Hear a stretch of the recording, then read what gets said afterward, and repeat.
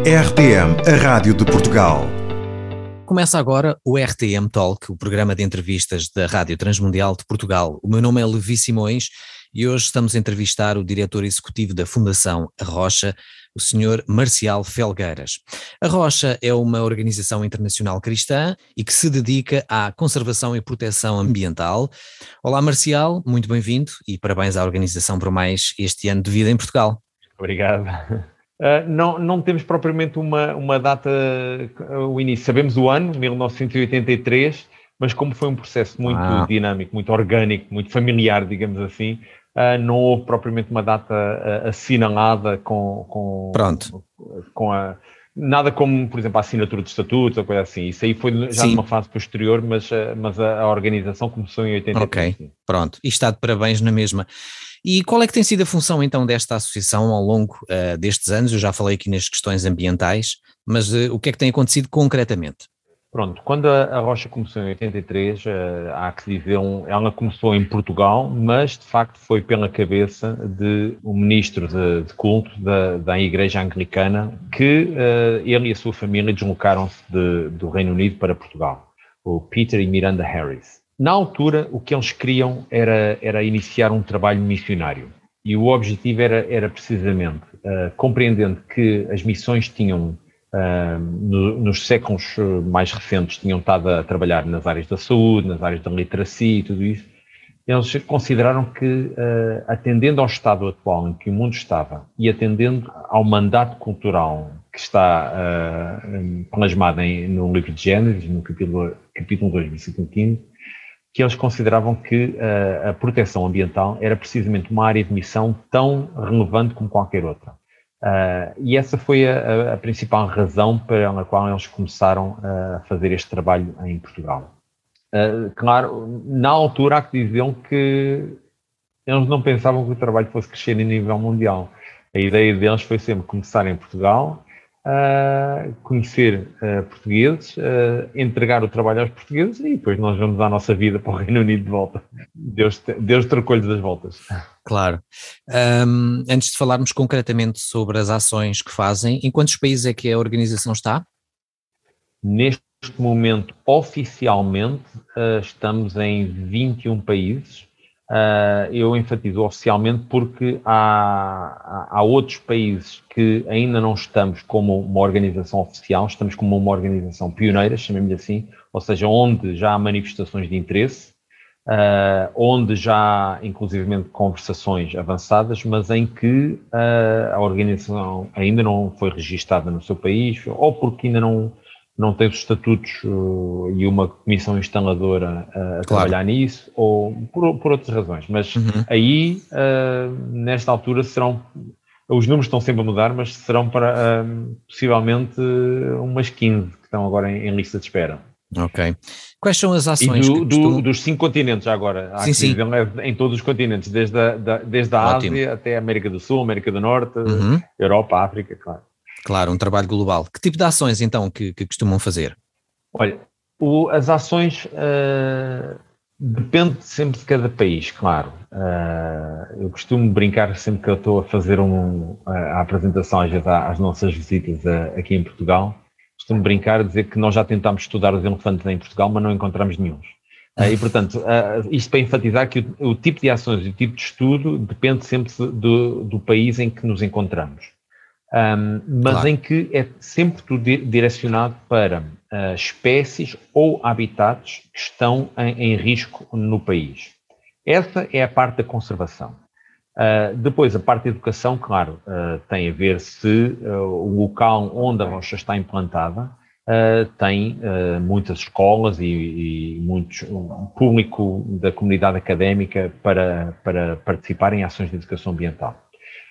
Outro tipo de ações tem sempre a ver com o que nós chamamos de advocacia ambiental, ou seja, estar a interagir com os decisores políticos para tentar ou passar informação acerca de áreas importantes que se descobrem ou espécies raras ou ameaçadas que se venha a descobrir e quais as formas de as conservar e que tipo de gestão a adotar.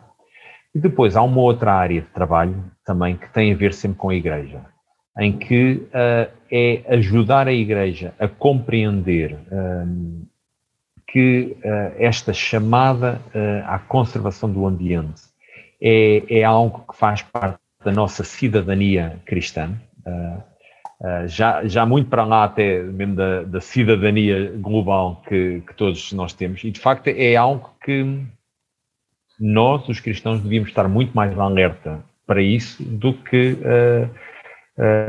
os outros, porque nós somos aqueles que normalmente leem a Bíblia e que deveríamos prestar atenção ao que está lá escrito, e muitas vezes não fazemos.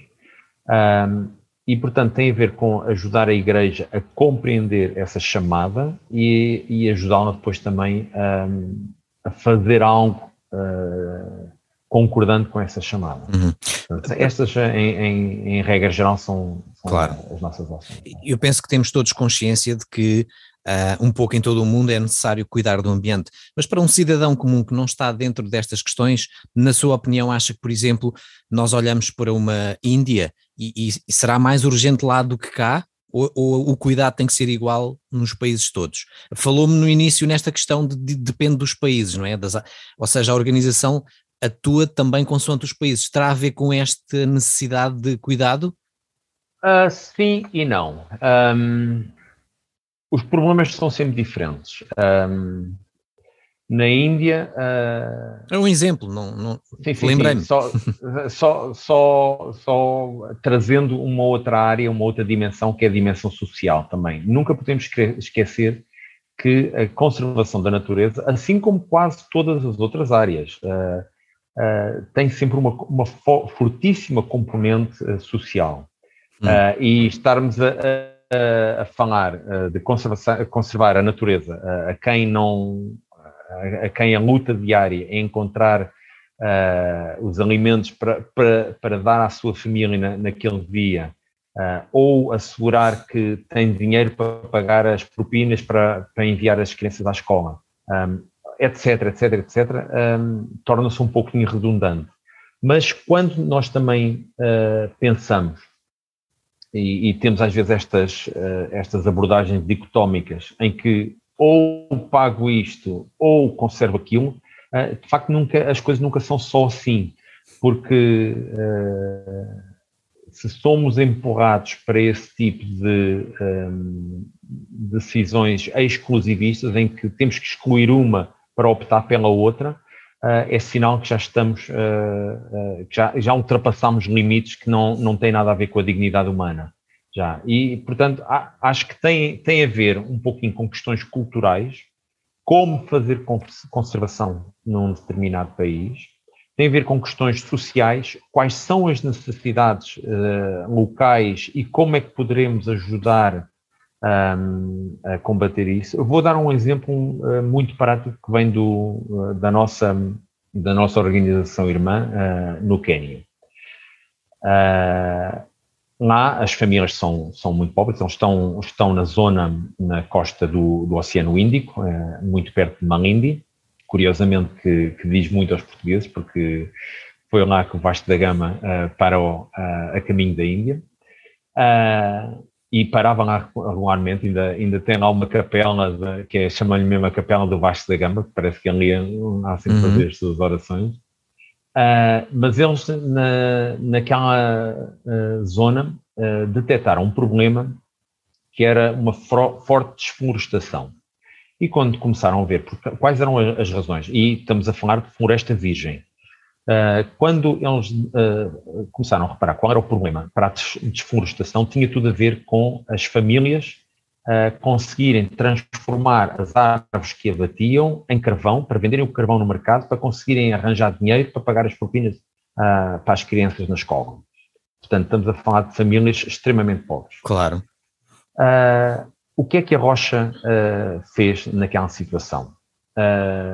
Reuniu-se com as famílias, procurou reunir-se com as famílias, com as escolas, com as entidades responsáveis pela conservação da natureza, com as entidades também responsáveis pelo turismo. O Quênia, como sabemos, é um país que atrai muito turismo, desde turismo de safaris, mas também turismo para as praias costeiras, para as praias do Índico, e conseguiram desenhar um programa em que, com umas infraestruturas mínimas de observação e a explicação do que é que se está a observar, portanto, formaram guias, ensinaram os guias o que é que havia naquelas zonas de espécies e de habitats importantes, e começaram a cobrar aos turistas que iam àquela zona apenas $1 por cada visita. Com esse dólar que eles conseguiram arrecadar de centenas e centenas de turistas, conseguem pagar aos guias, que já começa a ser uma fonte de rendimento para as famílias, mas mais, conseguiram criar um sistema de bolsas de estudo em que os pais já não têm que agora ir abater as árvores para conseguir pagar as propinas para os seus filhos. Claro que tudo isto tinha que haver sempre um compromisso de que a família não vai abater árvores. E em que, se porventura a família é apanhada a ter abatido alguma árvore, então poderá haver consequências em que os seus filhos não são elegíveis para as bolsas, etc. E se calhar se tem algum familiar que é guia, também poderá não usar as infraestruturas. Confesso que não sei muito bem como é que eles operam isso, mas sei que há este compromisso entre todas as partes. Escolas, departamentos de conservação da natureza, departamentos de turismo, famílias e a Rocha também por trás a ajudar tudo isso. Ou seja, tudo isto depende de identificarmos quais são as necessidades locais, quais são os problemas de conservação da natureza e o que é que causa esses problemas, como encontrar soluções criativas que tragam as soluções e, acima de tudo, como envolver as populações e os decisores políticos a fazerem parte da solução. É por isso que depois as soluções variam de país para país, mas elas seguem sempre mais ou menos este modelo. Procurarmos fazer conservação com as pessoas e não conservação contra as pessoas. Exatamente.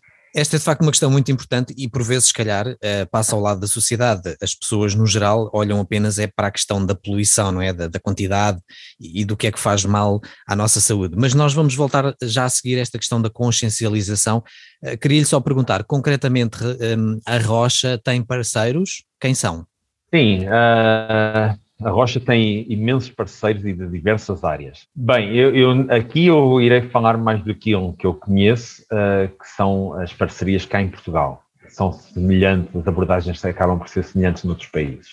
Primeiro que tudo, dentro da família Rocha. Todas as outras organizações em cada um dos outros países são nossas parceiras. De facto, nós chamamos mesmo a família mundial da Rocha, porque ainda que cada organização tenha a sua identidade jurídica independente umas das outras, mas temos um forte compromisso entre todas, trabalharmos juntas. Significa isto que, às vezes, desenvolvemos projetos em parceria.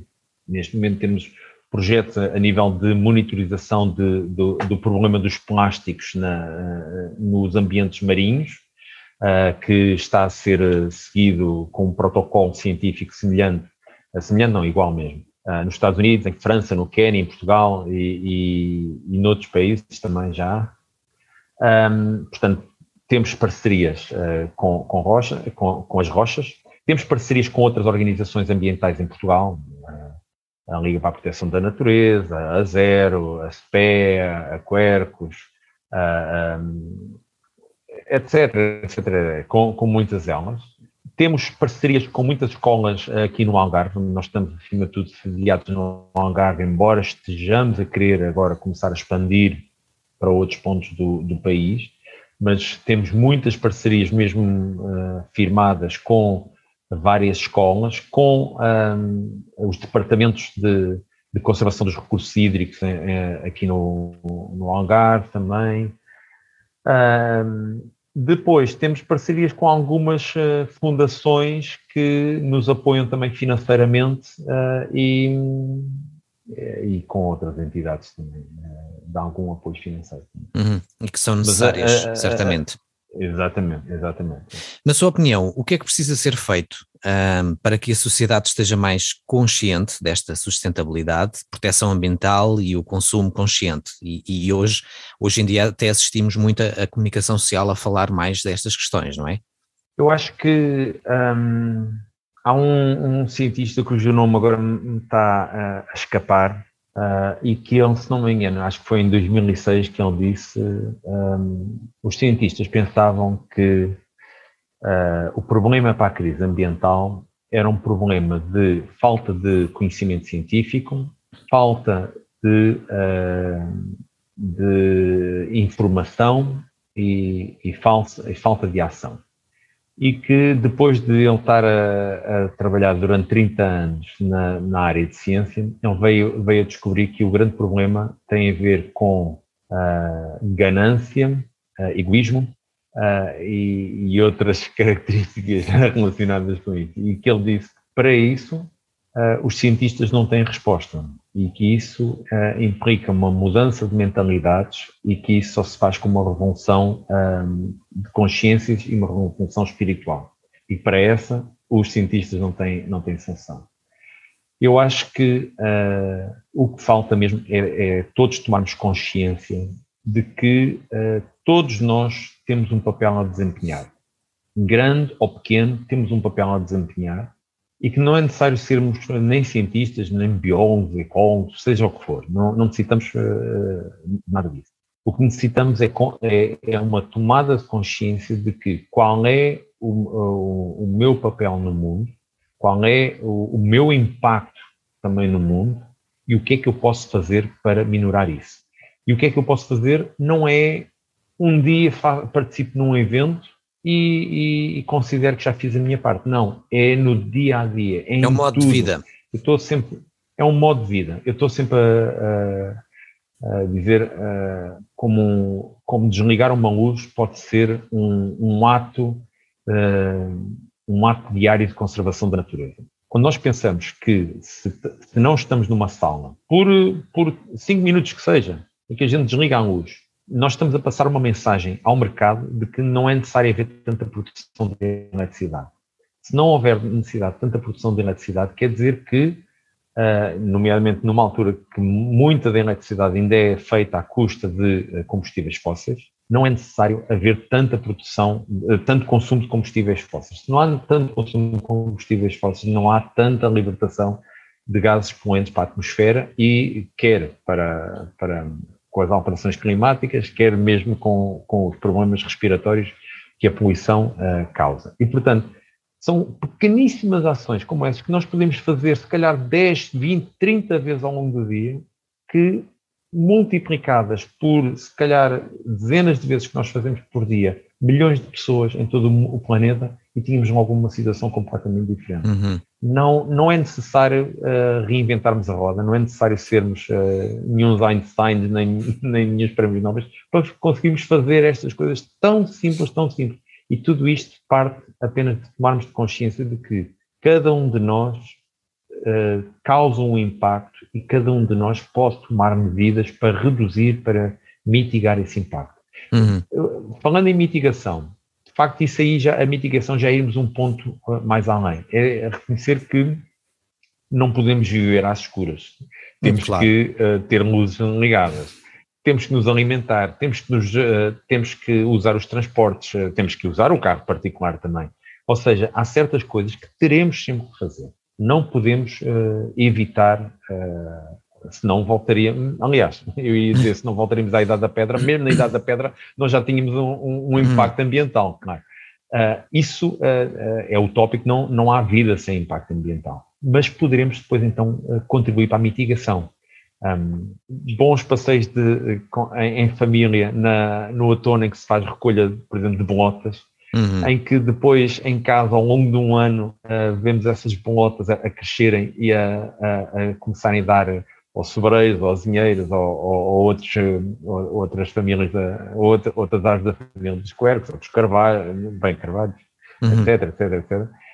Em que depois, se calhar, no outono a seguir, podemos ir plantar e, se calhar, cada família pode começar a criar a sua pequenina floresta em terrenos baldios, terrenos públicos, em que pode começar a contribuir para a reflorestar áreas, proteger o solo, criar matéria orgânica, absorção de dióxido de carbono, a produção de oxigênio. Ou seja, todos nós podemos fazer tanta coisa e é tão fácil e cria oportunidades para as famílias estarem juntas também.